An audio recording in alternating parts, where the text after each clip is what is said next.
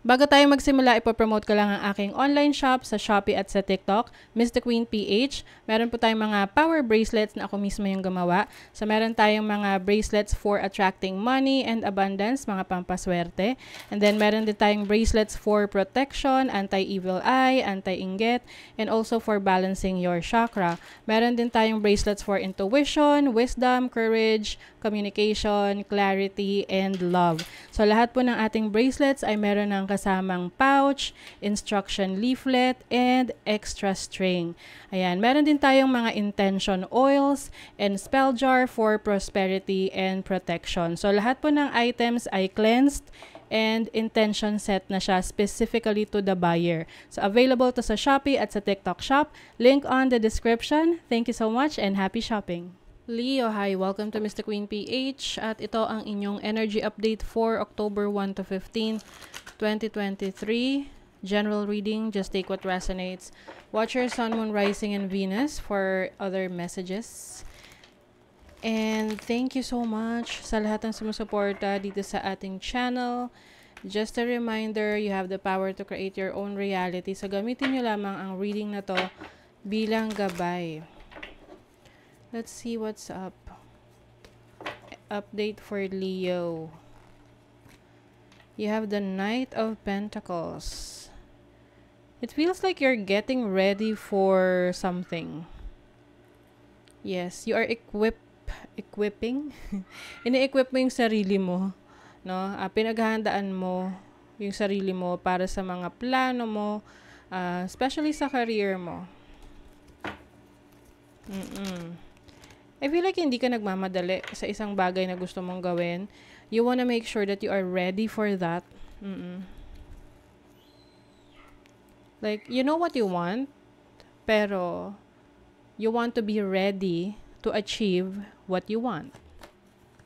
You have the Nine of Swords. A lot of thinking here. Leo, Seven of Cups. It seems na maraming options, marami kang choices. Ngayong October 1 to 15, can be sa yung career or sa mga gusto mong gawin. And it seems na nalilito ka. Oo, kung alin doon. Saan ka doon? Saan ka mas magiging successful? Saan ka, kumbaga, saan hindi masasayang yung oras mo? Saan mas magiging worth it? What is the Knight of Pentacles? Four of Wands. You want stability. When it comes to your career, I think gusto mo stable yung trabaho, yung if you are going to try to enter a business, gusto mo solid yung foundation ng business na yan. Or kung papasok ka sa isang trabaho, career, sa kumpanya, gusto mo na itong kumpanya na to ay merong potential na magbigay sa'yo ng long-term commitment, maganda yung mga benefits, incentives na ibibigay sa'yo. What is the Nine of Swords? Eight of Pentacles. You've been really working so hard lately.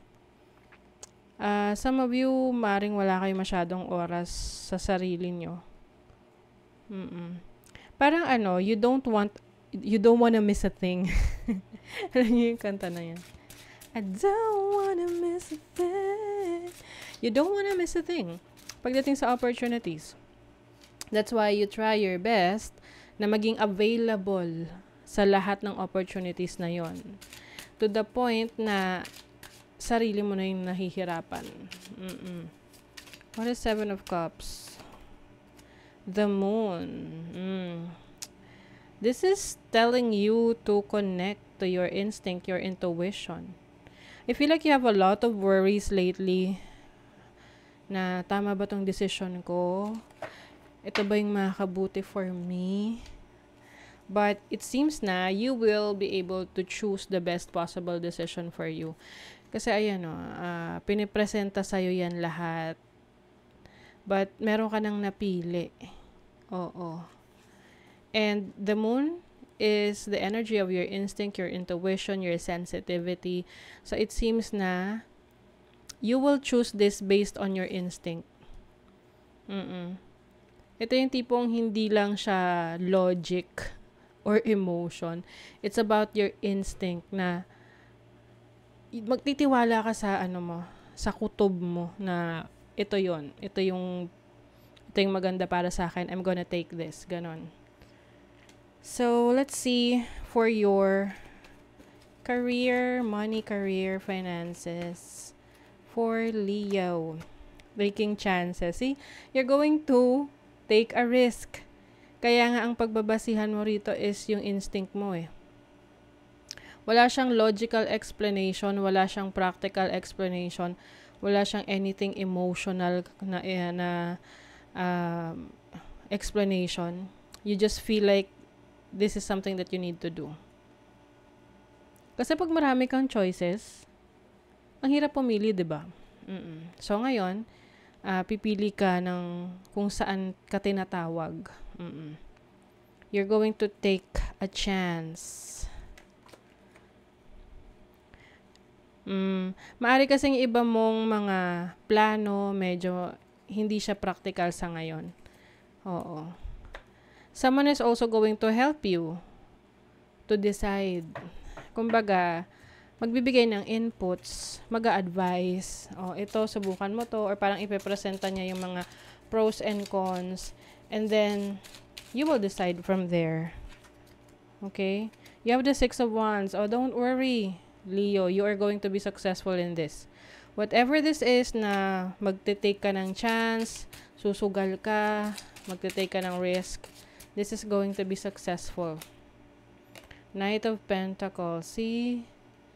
Double yung Knight of Pentacles. This is stability ng finances. 2 of Cups. You will be working with some people na may parehong creative mind, parehong very passionate about what they do. So, if you are collaborating with someone, meron kang katrabaho rito, merong tumutulong sa'yo to keep you inspired. This person is helping you to make things right, to make things better for your career or your finances. So, sa love life, Leo, sabotage, someone is making excuses, playfulness. I feel like, merong person na in and out sa buhay mo.